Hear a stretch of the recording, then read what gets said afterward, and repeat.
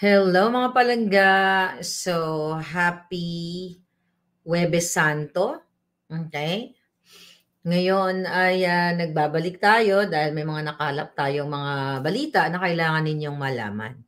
Pero bago ang lahat, gusto muna nating batiin ang ating former President, Rodrigo Roa Duterte. Happy birthday po, Mr. President. Thank you so much sa lahat ng mga sakripisyo na ginawa niyo sa ating bayan. At napag-alaman ko din, even though wala ka na sa pwesto, natapos na ang iyong panunungkulan, pero hindi ka tumitigil sa iyong effort para hindi magkaroon ng giyera sa Pilipinas. Kung pwede nga lang, ikwento siguro ni Pangulong Duterte ang lahat ng sakripisyo niya para hindi po kayo salang sa kaguluhang ito ay grabe, talagang matutuwa din kayo or ma-admire kayo sa ating Pangulo. But you know that already, kahit hindi detalye ng bonggang-bongga. Ganun pa man, happy birthday, Mr. President. Hi, Miss Parvina. How are you? Try to be cool today, pero matindi po ang ating pag-uusapan. So, anong title natin? Liza Tanas, naganda na sa pangontra sa pulburon. Video. Okay. So, nakarating sa ating tanggapan, sa ating bulwagan, na instead na magkaroon ng peace diplomasya sa China, okay, ayusin itong gusot na pinoprovoke ng Pilipinas, ng hinayupak na kuting, na gustong makipag-bang-bang-bang sa China, ay abala po sila sa paghanda. Actually, nakahanda na raw yung kanilang, ang Presidential Communications ay nakahanda na ang kanilang fake news para, mga kababayan, para pasinungalingan yung mga not only videos, mga ebidensya kung saan na si Marcos Jr. ay sangkot sa pulburon o ng pulburonic, and also lahat ng mga makakapagpabagsak sa kanila. Okay? Ako, I'm very positive. Ngayon, sa araw ng Semana Santa, naniniwala tayo na ang pinakamakapangyarihan ay ang Diyos lamang. Naniniwala kayo, kahit ano man ang relihiyon ninyo, na kahit anong sa lahat ng bagay na ginagawa natin ay ginagabayan tayo ng Panginoon. And I believe in this fight, we will win dahil tayo ay gagabayan. Sabi nga, minsan kailangan paranas sa'yo yung ganitong nakakarimarim, but at the end of the day, ay makakamtan din natin ang silver lining, alright? O ang hustisya. So, gusto ko lang i-inform sa inyo na itong palbangag ninyong presidente at si Liza Tanas ay inuutusan, lagi naman nila utusan na, ay pinaghahandaan na po nila kung paano nila i-counter etong pulboronic evidence na paparating. Okay? So, bakit nila ginagawa to? Bakit nila pinaghahandaan? So, ang gagawin nila, magkaming mismo dito sa loob, ang sabi sa akin, Miss Maharlika, Presidential Communications to sabi ko sa inyo, may puting ahas, na gumagawa na sila ng what? Black Ops, kasabwat ng mainstream media na the moment na lumabas ang mga susunod na kabanata, ang mga susunod na ebidensya, meron na silang pang-counter dyan. Sabi ko nga, at the end of the day, it's the people will decide kung saan sila tutungong landas. Sa pulboronic o sa bangag. Alright? Sa pagiging pulboronic at bangag, iisa lang yon, mga kababayan. Gusto niyo na bang ilabas yung first part? Tignan natin kung bukas or pagkabuhay. Sige, I will ask my informant kung ilalabas ba natin bukas, Biyernes Santo o pagkabuhay. Mamili kayo ng gusto nyo bukas o pagkabuhay yung first part. Okay?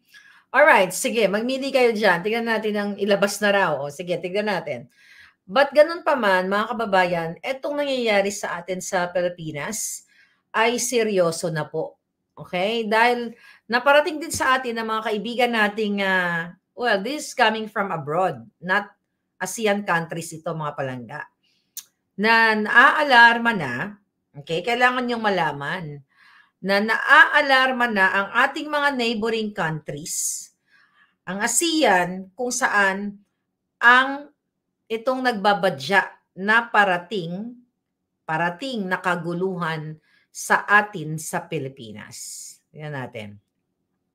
Imagine ninyo, mga kababayan, kanina pinag-usapan natin yung tungkol sa gentleman's agreement na ginawa ni Pangulong Duterte. Napag-alaman natin na itong mga, teka, tingnan ko na sa message niya. Okay. Itong, okay. Yeah. Ang mga foreign ministers ng ASEAN countries, okay, ay nagtatawagan na, hindi dahil suportahan nila yung bang kaguluhan, kundi nag-aalala sila sa ginagawa ng gobyerno ni Marcos Jr. na nagtapang-tapangan para po makipagbangbangan. Okay? Doon sa nagsasabi, teka lang, ano masabi nyo? You know what? Alam nyo, sa totoo lang, hindi lang ito ko sa pulburon. Hindi lang pulburon video ang pwedeng maipashowing o maipakita sa inyo. Doon po sa nangungulit sa akin, na ilabas ko na. Okay? Kung ako ang tatanungin ninyo, mga kababayan, okay, bago ako pumunta sa conflict, kung ako ang tatanungin ninyo, matagal ko nang nilabas. Di ba? Paulit-ulit kong sinabi, bakit pa ako mag-aantay ng June? Kung ako yung masusunod. But you have to respect the people or person na may hawak nito. Okay? Pero nakita ko na, sinabi ko sa inyo, di ba? Na may hawak nito kasi mga palangga, malalaman kasi nila kung sino, kung saan ang galing itong video na ito. Sino ang kumuha? They will know. So dun sa mga nangungulit sa akin, mga palangga, kung ako ang kumuha ng video na yun at kung ako talaga ang nagmamay-ari, 2022 pa lang nilabas ko na. Okay? I said this in 2022. The pulboronic. So sana naiintindihan ninyo kasi hindi ko pwedeng nagagalit ako ngayon, nagigigil ako. Kasi gustong-gusto ko na siyang ilabas. Okay? But you have to respect to the owner of the video. This is not my video. Okay? This is not my evidence. Bago ako nagsasalita sa inyo dito ng mga impormasyon, okay, mga palangga, make sure na hindi mapapahamak yung mga taong involved doon o yung nasa loob o nasa, you know what I mean? Na siguradong hindi sila magugurgur ni Lisa Tanas. That's the purpose of it. Kaya nga kinukulit ko na ilabas na ng bonggang-bongga. Believe me, kung sa akin lang, 2022 pa lang, tapos na sana ang boxing. Kaso it's not my decision. Alright? Kasi pag inunahan ko, you know what I mean? Ibig sabihin, hindi na tayo pagkakatiwalaan ng ating source. Pero mas matindi ang ating problema ngayon sa Pilipinas dahil, mga kababayan, gusto kong ipaunawa sa inyo na ang nangyayaring pagtapang-tapangan ni Marcos Jr., gusto ko namnamin ninyo. Namnamin ninyo in advance yung idudulot ng bang o kaguluhan sa Pilipinas. Gusto ko maintindihan ng lahat ng nakikinig sa akin kung paano ba natin dapat solusyonan itong kaguluhan na idinudulot ni Marcos Jr., ni Lisa Tanas, ng mga may vested interest na mga politiko na ayaw nilang awatin itong putang inang bangag na Marcos Jr. para magkaroon ng diplomatic talks sa China. Nandyan na ang mga kanyo, nandyan na ang pangjomba, lahat nandyan na. Yan ang aking inaalala. Okay? Ang inaalala ko na kayo dyan sa Pilipinas, mga kaibigan ko, mga palangga ko, lahat ng Pilipino ay magdudurusa dito sa gagawin na pakikipagdigma ni Kuting Jr. You know what? Kung laliman ninyo ang inyong pangunawa at i-advance ninyo ang inyong pag-iisip na hindi po nagtatapos sa bang, bang, bang, bang, natumba na siya, tapos na. Diba? Isipin ninyo ang epekto nito. Hindi lang sa mga kasundaluhan. Damay po dito ang mga lahat kayo. Okay? Lahat ng Pilipino. Bakit? Hindi ito away lang ng suntukan, tapos na. Mas distraction po ang mangyayari sa Pilipinas. Kaya kailangan para maampat ito, hindi tayo provoking, hindi tayo siga-sigaan na tayo ay makikipagbanggaan. Dapat ngayon pa lang ay sulbin na ito ninyo. Ipinapasa ko sa inyo ang bola, ang desisyon. Kasi ayaw na nga makinig ng Marcos Kuting Jr. ni Lisa Tanas kasi ito ay vested interest. Ayaw makinig ng National Security Council kasi lahat yan utos ni Lisa Tanas, utos ni Kuting dahil sa pansarili nilang interest. Dapat patuloy ang negosasyon. Sinabi ni Kuting yan eh. Hindi tayo titigil sa negotiation and diplomacy. Dapat kailangan nating pag-usapan itong conflict na ito. Kasi, mga kababayan, sa lahat ng bang-bang-bang, hindi naman tayo forever na magbabang-bang-bang. Like World War II, umabot ng 4 years. Diba? Ano nangyari? Diba nagkasundo din ang mga bansa? Nagkapatawaran din. Tumigil din. Hindi naman forever, diba? Kung forever giyera tayo, ubus na tayong lahat. Diba? At the end of the day, etong kaguluhan na gustong mangyari ni Marcos Jr., pagdating ng panahon, let's say for example, katulad yan sa Ukraine and Russia, di ba? Ang daming nananawagan ng ceasefire. It's the same thing na mangyayari sa atin sa Pilipinas na pag napagod na ang mga sundalo, ang nakikipagdigma, magkakaroon ng ceasefire, magkakaroon ng peace agreement. Di ba? Bakit pa natin sisimulan?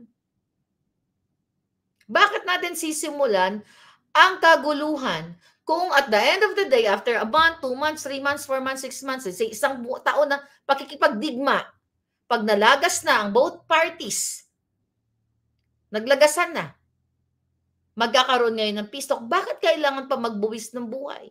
Bakit hindi solbin ang punot dulo ng usapin na ito at pag, sabi nga doon sa gentleman's agreement ni Pangulong Duterte na ginawa, ay sinikap niya na hindi magdanak ng bang-bang-bang. Kasi kapag nagbang-bang-bang at displaced na ang mga taong bayan, mga palangga, ngayon, kukuha tayo ng international attention at magagalit ang buong mundo kay Kuting. Magagalit talaga kasi isinalang nila kayo sa kaguluhan. So ngayon, I hope itong mga ASEAN countries will mediate. Diba? Kasi maapektuhan din naman ang kanilang mga ekonomiya. Since nagtatawagan na sila na base sa nakarating sa atin mga palangga, not from the Philippines, but are putting ahas from other, actually this is from the government also, natin puting ahas. Alright? Na naaalarma na rin ang ating neighboring countries. Diba? Kapag nagkaroon ng kaguluhan, ang dulo nito, ng laban na ito, kapag may mga nakahandusay na, peace talk pa rin. Mag-uusap at mag-uusap pa rin ang bawat bansa, ang mga involved na itigil na itong kaguluhan. O dapat magdialogo or magkaroon ng reconciliation. Diba? So, bakit pa natin sisimulan ang laban, mga kababayan, kung doon din naman pala tayo pupunta? Gusto ko namnamin ninyo, mga kababayan, na hindi lang po ito isang, bang, bang, bang, dead ka na. Okay. Tapos, do you think ang ating buhay dyan sa battlefield na yan, yung mga tao dyan, do you think magkakaroon kayo ng normal na pamumuhay? Hindi. Ilagay niyo sa isipan ninyo, lahat kayo nakikinig ngayon, sabi ko nga, kahit ano man ang religious affiliation nyo, ang inyong political affiliation, may mababawian ng buhay. May masusugatan. May matsuchugi. Ngayon, mga palangga, sino-sino yung matsuchugi? Both parties, military, number one, siyempre yung sumasabog sa gera, yung mga katabi, mga bata, yung nasa area. Ngayon, i-picture ninyo yung mangyayari. Okay? Putang ina, yung mga nagpo-promote ng kaguluhan dyan, na sinasabi nyo, tumayo tayo, maging matapang tayo, ipagtanggol natin ang ating bayan. Tama lang na tumayo tayo sa sarili nating paa. Matapang pala tayo, may nabasa akong comment kanina, matapang pala tayo, bakit kayo humingi dito sa amin ng help sa Amerika? Matapang ka pala, Marcos Jr. Matapang ka, harapin mo yung China, huwag ka humingi ng tulong. Kasi bida-bidahan ka, di ba? Kasi ang mga palangga kong mga Amerikano na nandiyan siyaan, I'm also concerned sa buhay nila. Hindi man sila superhero, hindi man sila Iron Man na hindi sila tatamaan ng baril, ng bala. May mga pamilya yan, mga yan. Okay? Magkakaroon ng casualties. Pero yung mga yan, mga palangga ko from here, babalik yan dito kasi dito sila nakatira. Paano kayo? Okay? Kahit ano pa ang pwesto mo sa government, paano kayo dyan? I mean, dyan sa ikaw pa ng head ng bang-bang-bang na yan. Anong maidudulot nito? Gurguran ito, mga palangga. Gurguran, then sino ang magsiligtas dito sa gurguran na to? Diyan ngayon papasok ang mga medical personalities. Sino ang mga medical personalities? Nurses, doctors, lahat ng medical. So magkakaroon ngayon ng what, mga kababayan? Kaguluhan, displacement. Not only nitong mga lumalaban, kundi lahat tayo. Kasi mga kapalangga, yung mga pangbato dyan sa bang-bang-bang, lilipad na lang yan eh. Diba? Yung mga hindi na natsugi, pag natapos ng kaguluhan, hindi naman sila dyan nakatira.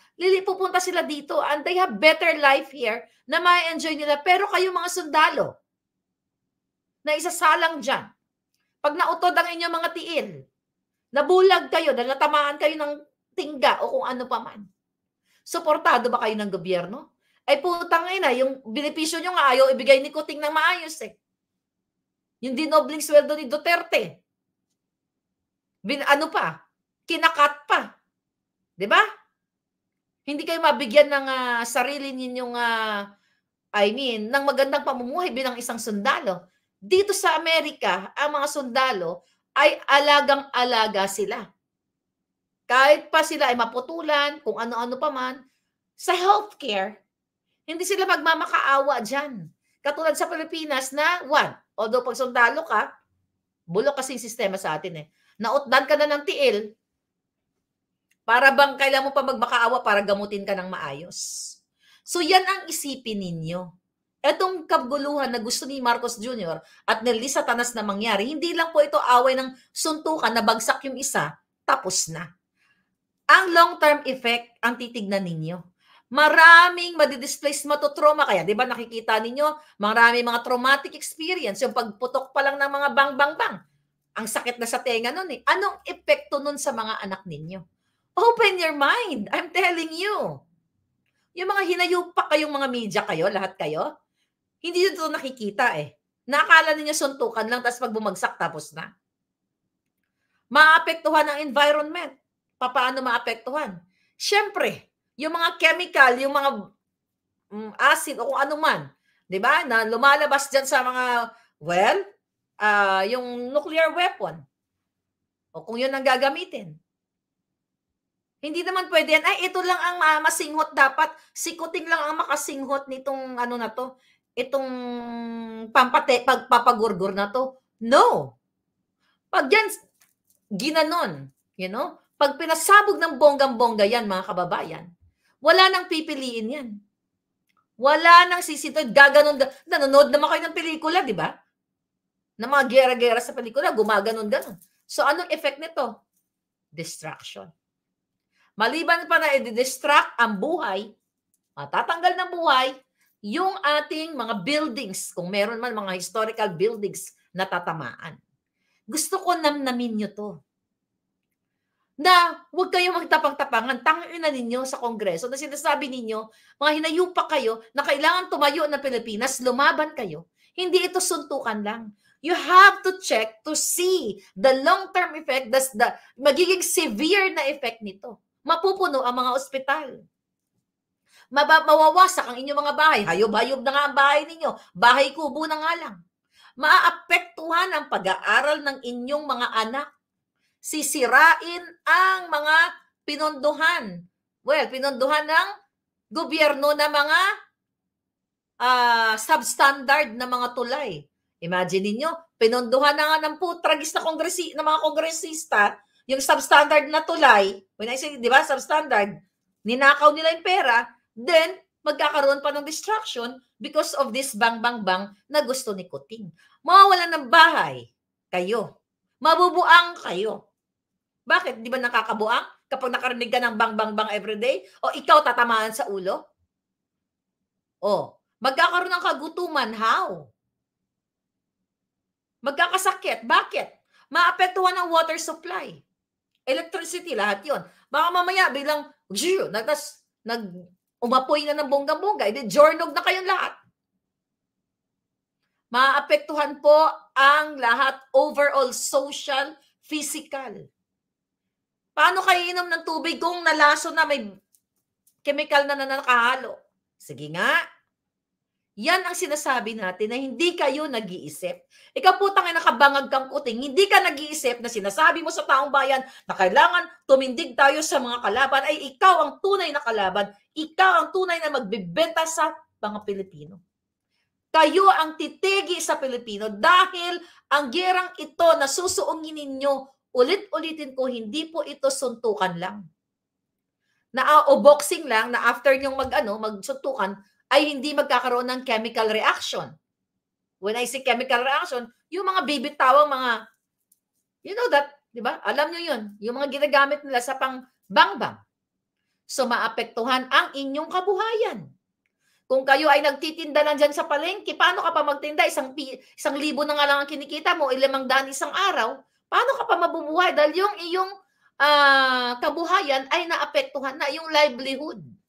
Maliban pa dyan, pag binalas-malas ka, tinamaan ka ng bala. O, wala nang trabaho sa Pilipinas, ang dami nang unemployment. Sino mag-hire sa'yo? Kung tuloy-tuloy ang bangbangan. So ngayon, tataas na ang bilang ng kahirapan at baka maubusan pa tayo ng pagkain. Saan ka kukuha? Kung lahat, let's say for example, nagkaroon ng mass destruction. Yun nga, sinabi ko kanina, yung tubig, yung pagkain natin, yung supply ay what do you call it? Na contaminate na. I think that's not the word, nahaluan na ng mga chemical, o nahaluan na ng bala, o ng sharpness, o kung ano pa man. Di ba? So ngayon, eto yung magiging effect. Huwag kayong magtapang-tapangan.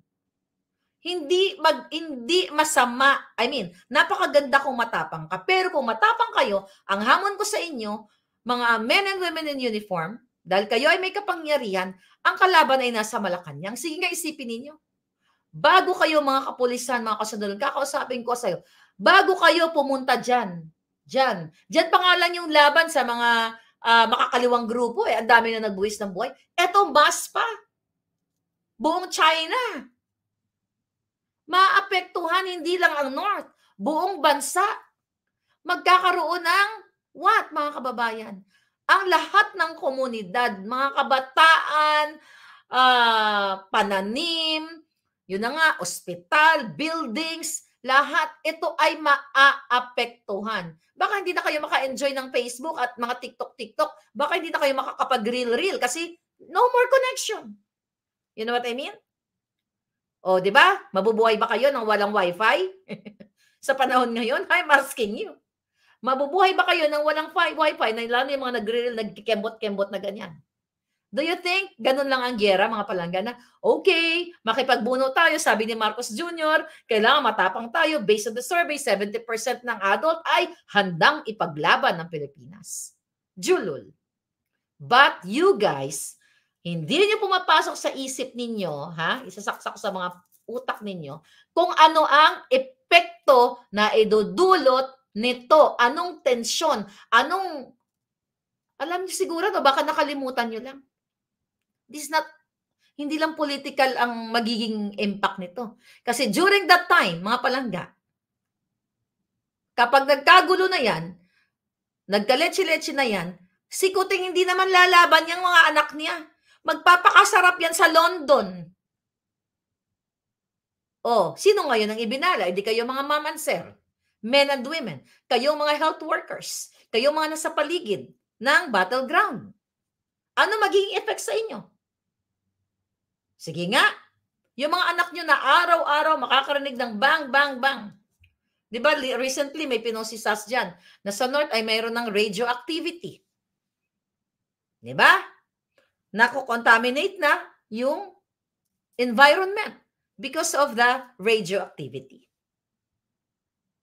Gusto nyo yan? Makaka-apekto yan. Psychological effect. Mentally, physically. Matotrauma ang mga tao kung araw-araw kayong nakakarinig ng bang, bang, bang. Buti sana kung nakakarinig lang kayo. Mas mabuti pang tamaan ka na lang ng isang bala kaysa naman matrauma ka na mabuang-buang ka. Or maganon-ganon ka na lang. Paralisado ka forever. Anong gusto mo? Tamaan ka na lang isang bala, dead ka na, or matotraumatize ka dahil naputulan ka ng ganito, natanggal yung ganito mo. You know what I mean? Kaya nga, kung natatandaan ninyo, lagi kayo nanonood nga kayo ng mga pelikula at nagbabasa naman siguro yung effect sa mga sundalo, PTSD. Okay? Post-traumatic stress disorder. Ang dami niyan dito sa Amerika. Depression. Yung iba nga nagpapagurgure. Kaya mataas ang mental health problems sa Pilipinas dahil mostly mga sundalo yung meron yan. PTSD.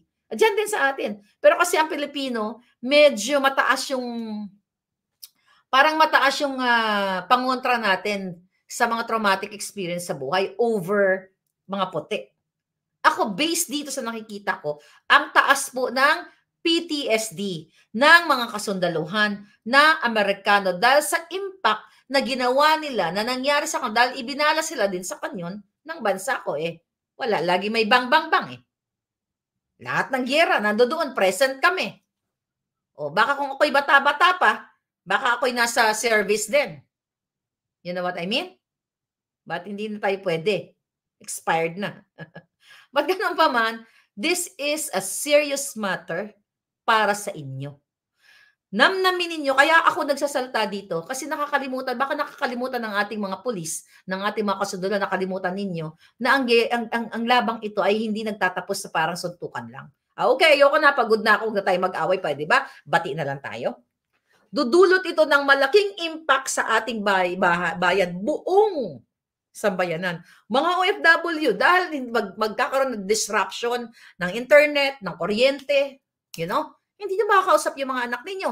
Anong magiging maidudulot sa inyo dyan sa Saudi, sa Hong Kong, sa Amerika? Buwang-buwang ka ngayon. Hindi mo makausap yung anak mo na ano kaya nangyari. Naku, ganito, ganyan. Hindi mo makontak. Kumain na kaya si Bunso? Kasi maaapektuhan. Sa tingin nyo ba pag nagyera, hindi maapektuhan ang mga wifi connection? Sabi ko sa inyo, yung mahilig mag-TikTok na gusto ng giyera, mawawalan ka ng life. Okay?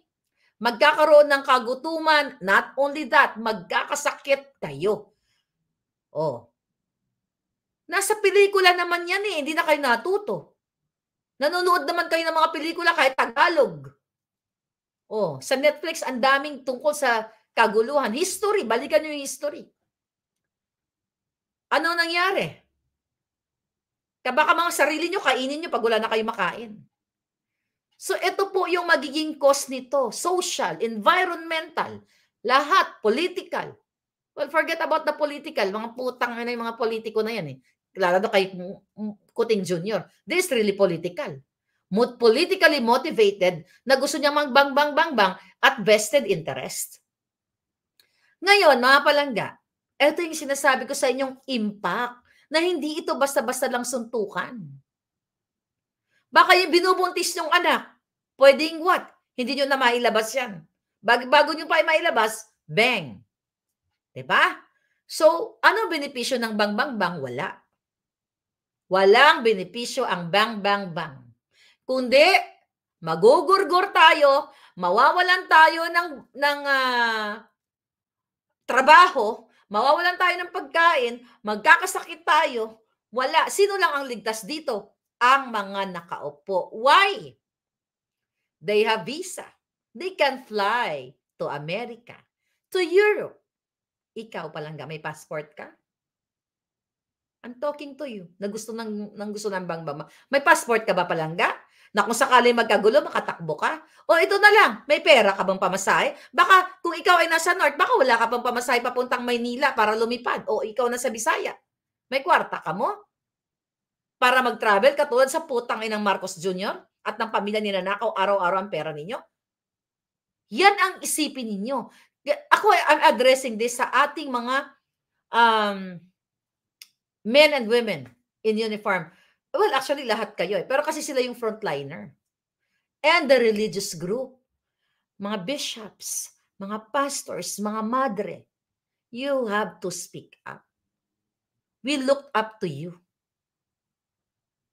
Nandiyan kayo para maggabay sa inyong mga parishioners, sa inyong mga miyembro. Ano ba ang purpose na alis na lang? Gusto nyo ng giyera?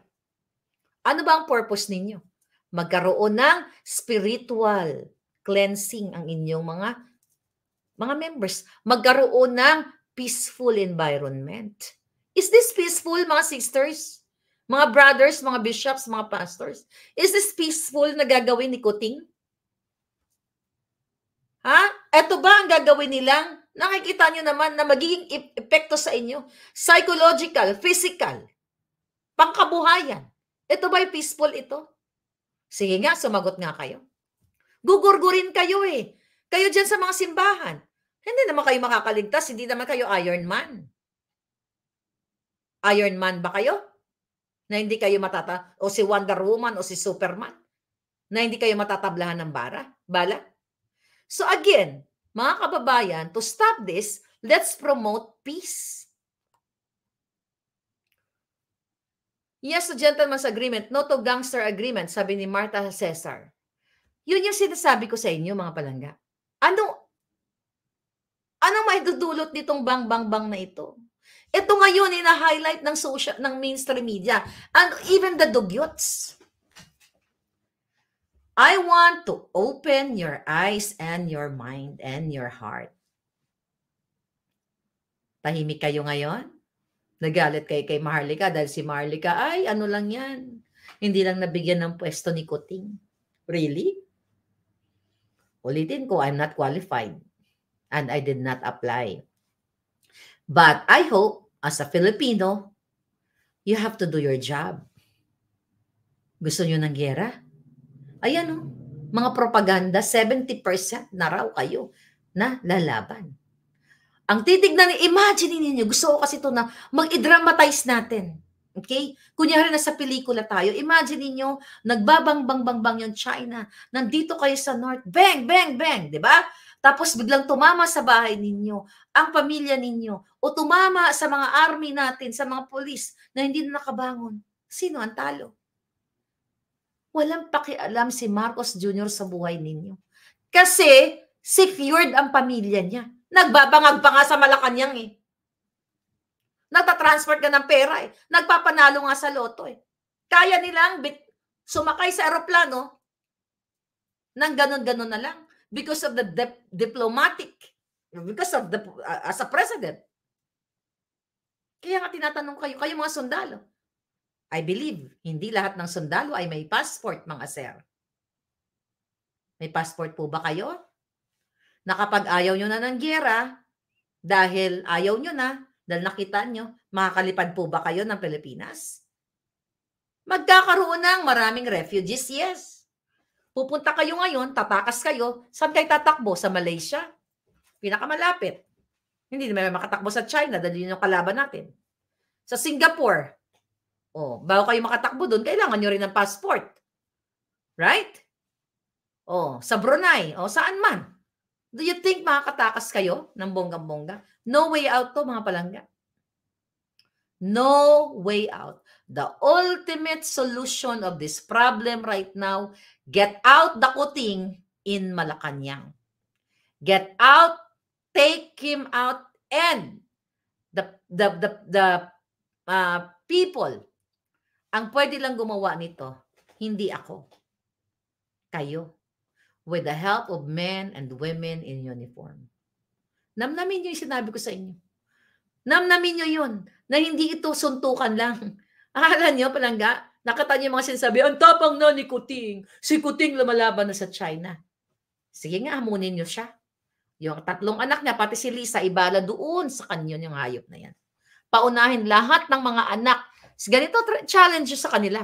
Lahat ng mga anak ng kongresista, ng mga senador, ng mga mayor, lahat ng politiko, lahat ng cabinet secretaries ni Marcos Jr., kung yun ang i-pronounce nila sa media na, matapang kami, ilaban natin ang ating soberenya, chuchu-chuchu. Ang mga anak namin ay unang-una harang sa bala. You're not gonna do that. Gagamitin lang kayo. Kayo po ay isasangkalan kapag namatay kayong mga sundalo, bibiglan lang kayo ng honor, chuchu-chuchu, medal-medalya na ganyan.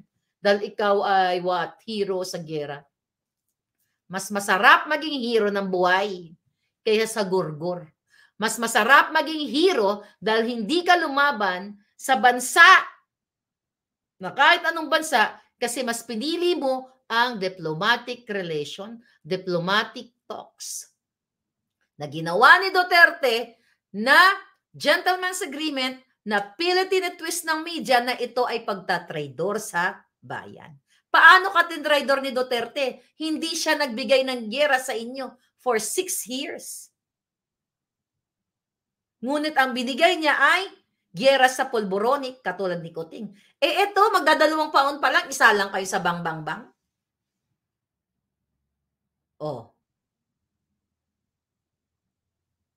Ano, gusto nyo pa?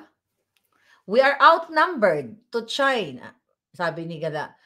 Ruel Felicio, that's true. Walang bata matanda sa gera. Ito sabi ni Maverick.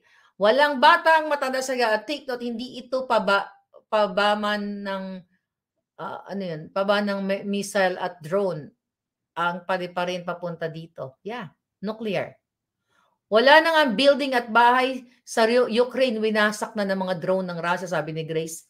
Yeah, gusto niyo ba yung nakikita niyo sa Ukraine? You open your mind. Ito suntukan lang. Hindi ito boxing. No, pare, suntukan tayo kasi nagalit ako sa iyo. Ganun. Hindi ito bungangaan lang ng kapitbahay na tapos after that, bati na kayo. No. Seryoso ito, mga pabalangga. Madidisplace kayo. Makukrung-krung kayo mga sundalo natin, mauutda ng kamot, ng tiil, ng ulo, tanan-tanan, lahat. You know? So pag may time pa, kasi ito yung pinapropose ni Marcos Jr., gera, imbis na solusyonan ang problema ninyo, imagine mo mga kababayan, imbis na pinag-uusapan paano kayo bigyan ng kabuhayan, paano ang mga OFW pauwiin para makapiling ang kanilang mga anak, para magbigyan sila ng trabaho, kung anong mga programang ang pwedeng iahain ng gobyerno, gusto nila kayong magurgur. Kasi lahat yan na mga nakapaligid kay Kuting, kapag hindi uncontrollable na, goodbye my love na kayo. Kaya nga sabi ko sa inyo, mga sir, mga ma'am, saan kayo tatakas? Sa bukid? Hindi ka makalipad. Kasi wala kayong passport, wala kayong pamasahe. Kahit yung ordinary sundalo o polis, pwede ka bang magsabi na dahil polis ako, arkilahin ko ang isang buong eroplano, or akin na yung isang, wag mo nang arkilahin di ba? Akin na yung buong eroplano, tatakas na kami magpamilya. You cannot do that. You don't have that power. But Marcos Jr. and Lisa Tanas and Tambaloslos and the rest of the Jejimons Sa politiko, they can do that. Ngayon pa nga lang, bumibili sila ng mga properties sa Amerika, sa Paris, sa Europe, kung saan-saan. Ngayon kayo, binabala sa kanyan. Kaya nga ang question ko sa inyo, anong gusto nyo? Yung kadyotahang batas-batas na binabali ni Kuting o hustisya para sa Pilipino? Twisted law or justice? Real justice for the people. You decide. You know, alam nyo naman kung anong ibig ko sabihin eh. Men and women in uniform, nakikita ninyo kung ano lahat ng pinagsasabi ko dito. Eh, galing naman sa inyo yung mga report na yun eh. Diba? Maglokohan pa ba tayo? Galing naman sa inyo, paano ko naman malaman yun? Nakikita nyo naman. Lahat ng ahensya ng gobyerno, lahat ng puting ahas, lahat ng informante ko na narinig ninyo ako, I don't know what we are waiting for. Galing sa inyo lahat yung paano ko malalaman yun. At alam ko na nakikita ninyo. So better, move now.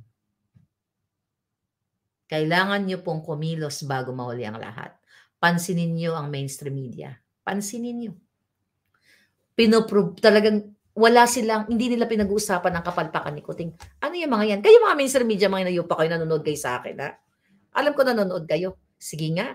Pag nandoon kayo sa gera, mag-cover kayo doon. Dali, mag-cover kayo. Pag kayo tinamaan ng bang-bang-bang doon, at least mawakasan na yung mga kapikipikian yung balita. Ito ba'y katang isip lang ni Maharlika? Gusto lang ba magpasikat dito? Ganyan. Ano to? Invento na. Sinabi ko lang na, gusto lang ni Kuting ng gera pero wala namang ganon. Buang ba kayo? Nakikita nyo na lahat. Nakikita nyo sa pronouncement ni Kuting na niyayaya, ginagayak nila kayo. Inaanyayahan nila kayong maging matapang daw para lumaban sa China. Inaanyayahan ko kayong lumaban para sa katotohanan laban sa hinayupak na gobyernong ito. Diyan kayo lumaban to speak up peacefully. Ito nga lang rally natin. Di ba? Ngayong April, ayaw kayo bigyan ng permit. Yung mga hinayupak na mga mayors, mga kasabwat. Kawawa kayo. I hope, I'm praying to God. You know, kahit ako'y nagmumura dito, nagtapang-tapangan dito ng bonggang-bongga araw-araw. Well, hindi na talaga tapang-tapangan. Kasi harap-harapan naman yun. Gusto nyo magharap tayo ng bonggang-bongga. Pero at the end of the day, after ko mag-vlog, naiisip ko lagi, kawawa naman yung Pilipinas. Kawawa naman. Minsan nakakaiyak. Hindi minsan. Madalas nakakaiyak. Minsan may moment ako mga palangga na kahit kumakain, kahit nagkakape, naiyak ako ng bonggang-bongga. Sabi na ako, ano na naman yan? Sabi ko, wala lang kasi nakakaawa naman yung mga kababayan natin. Ngayon, isasalang na sa gyera, ganyan-ganyan. Tapos pinapakita ko yung mga article, ito anak, No. Kayo naawa ba kayo sa mga anak nyo, mga sir, mga ma'am? Nag-enjoy kayo ngayon, di ba? Yung mga anak nyo nasa private school, yung mga kawatan na ibaan dyan, yung anak nyo nasa ibang bansa. Pero hindi ka rin kayo makakaligtas. Akala nyo, hindi namimili ang bala, hindi namimili ang whatever weapon. Mass destruction weapon. Kung ano man yan. Hindi yan namimili. Baka lumusot na sa bahay nyo sa susunod. Imagine nyo. Mga sundalo mapuputulan, pumasok ang bala dito. Mat-shoot dito. You know, you imagine the worst. Kung ganun lang kayo mag-isip, advance kayo mag-isip, na wala pong idudulot itong bang-bang-bang na ito sa atin. Walang maidudulot ang kaguluhan. The ultimate solution in this right now is diplomacy. No matter what. Sinabi ni Marcos Jr. yan. Sinabi ni Kuting yan. Ipinangako niya yan sa inyo. We're not gonna stop. Diplomacy, kausap. Nung siya ay nangangampanya. Hindi tayo mag-asaside. Huwag tayo tumigil. Diplomacy. Pistok. And tama yan. Napakaganda yan kung ginawa niya. Kasi hindi niya ginawa. Ngayon, kailangan daw nating tumapang. At kailangan nating manindigan. Kasi bakit? Yun ang utos sa kanya. Or because of the what? Vested interest. Ano? Lalaban kayo? Sabi ni Salome, Madam, naunawaan ko mga sinasabi mo, kawawa naman natin mga kabayan sa Pilipinas. Yes. National Shaburity counts cocaine, sabi ni. You know what? At tumatawa lang tayo dito. But I've been talking to people, you know, behind the scene, na mga nandyan sa gobyerno, iba sa ibang bansa. they're worried. I'm worried also. Pero you know what? Sabi ko nga kung ayaw niyo mag-speak up sa kabila ng boses ko, boses ng iba, boses ng mga matatapang diyan, mga maiisog. Hindi ko naman kawalan to palangga Ang magagawa ko lang, malungkot, umiyak, pag nangyari yan, magdasal, pero huli na ang lahat. Kasi hindi kayo nag-voice out, hindi kayo nag-speak up. Kawawa naman, yung ganito, ganyan. Pero kayo talaga kawawa. Pero si Lisa Tanas at si Marcos Jr. tuloy ang pagbabangag nila. Kayong mga PSG, yan, hindi ko kayo mumurahin. Kasi I am looking forward for you to speak up. Nakikita nyo lahat yan, mga sir, mga ma'am. Sana bago mahuli ang lahat. Ito mga cabinet secretaries na, ito mga nagkikisas, mga demonyo kayong lahat. Na imbis na payuhan nyo itong hinayupak na kuting na yan, na huwag sumuong sa kaguluhan, pero kayo ay tumatango-tango dahil sa inyong mga pansariling interest, hindi sa Pilipinas, kundi sa inyong mga sariling bulsa. Dahil pag may pera kayo, may pera kayo na ninanakaw nyo sa kaban ng bayan, maisisecure nyo ang pamilya nyo sa ibang bansa. May mga visa lahat ng mga yan. Baka golden visa pang hawak na mga yan. You know golden visa? Do you know that?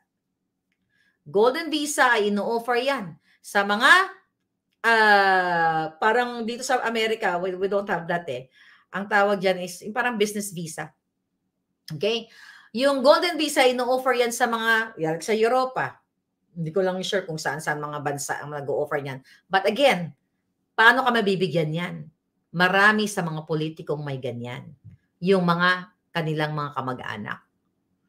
Kasi, parang business visa din yan na mayroon kang ipapakita sa bansang yan na ikaw ay may amount na ganito, let's say $2 million o $5 million na meron ka dyang negosyo sa bansang yan. It's the same thing. Sa Amerika, gusto mo magkaroon ng ganyan?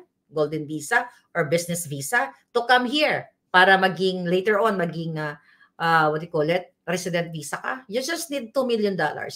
You can afford that para makatakbo dito? Hindi. Wala kang pambiling bugas So, sino lang ang may kakayahan yan? Bakit ko sinasabi yan? Ang may kakayahan lang yan, mga putang inang mga kawatan sa bayan. Kaya wala silang pakialam kahit isa lang kayo ni Marcos Jr. sa gera, sa kaguluhan. They don't care about you. Hindi ka makakatakbo palangga. Sir, Lieutenant, Master, General, lahat kayo, hindi kayo makakatakas. Well, yung mga ibang general, makakatakas kayo. You know, maybe you have money also. Ano yun? Ayan. Sabi sa akin, tama na. Nag-alarm na pala. Okay? Anyway, I think I have to stop, no? But anyway, nga palangga. Teka, patayin ko lang. Hindi ko alam na may alarm pala dito.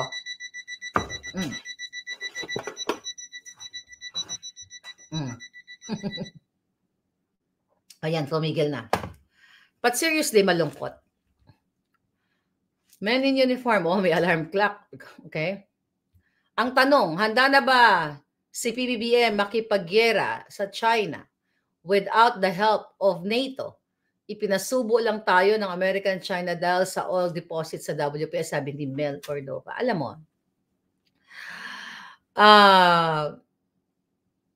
hindi naman tayo makakalaban, pero alam mo, ma-justify mo na kailangan natin talagang suungin ang China kung talagang totoong sobrang binubulit tayo na talagang ganito lang yan mga palangga. Sa simpleng i-illustrate natin.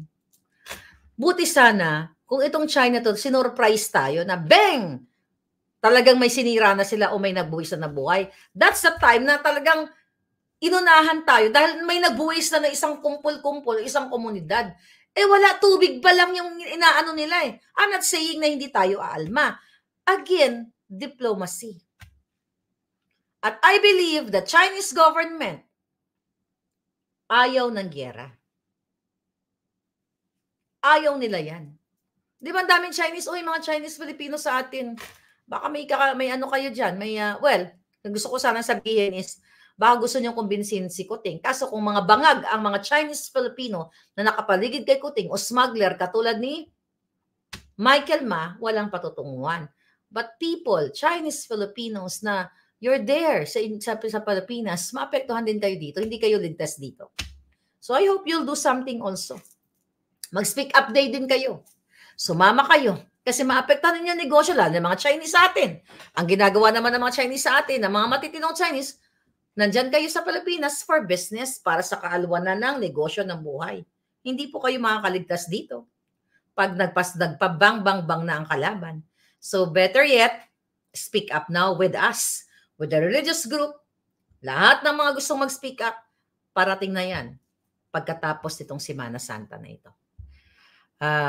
Yun na lang muna. I hope makapagnilay-nilay kayo. Sabi ko nga dito sa vlog ko, walang Biyernes Santo. Walang mahal-mahal na araw. We have to speak up. Kasi the more na tumatahimik tayo, the more na gumagawa ng katarantaduhan si Satanas.